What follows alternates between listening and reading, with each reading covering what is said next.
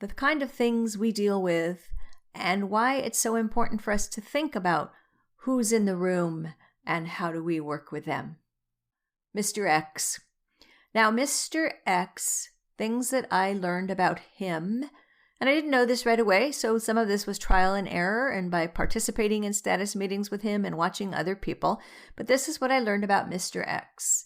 He always wanted to be the smartest person in the room, but if you weren't smart, then he didn't want you in the room. And what that meant was he would ask you difficult questions about your project, and he would keep asking you questions until you reached a point where you didn't know the answer. And you didn't want to stop at question number 1. But then if you knew too much, I hate to say it that way, but it was true. If you knew too much, then he would get very hostile towards you. So there was this in-between where maybe around question 3 or 4, it would be in your best interest to not know the answer. Because again, if you knew too much, then you were threatening his need to be the smartest person in the room. And he would also try to trick you.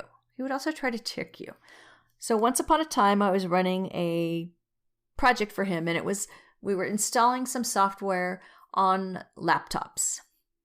And I don't think he was in favor of the project, or there was something he didn't like about the project. Well, we got to the end, and we installed the software on all the laptops. Or did we install it on all the laptops? And I remember in that last wrap-up status meeting, he looked at me and he said, "So are you telling me that you have installed this software on every single laptop that's at this corporate office?" And I knew it was a trick because at this point I'd been working with him for a few months, and so I kind of knew his ways. And I know I responded with, "I can't promise you it's on every single laptop. What I can tell you is it's on all of the laptops that we knew about and were able to access." And with that, he looked at me and he started laughing and he says, "Well, that's a good thing because there's a laptop in the trunk of my car and I know you haven't installed the software on it." Now, that's a lot, right? Like, why is there a laptop? I don't care if you're a vice president. Why are you driving around with a laptop in the trunk of your car if it's company property?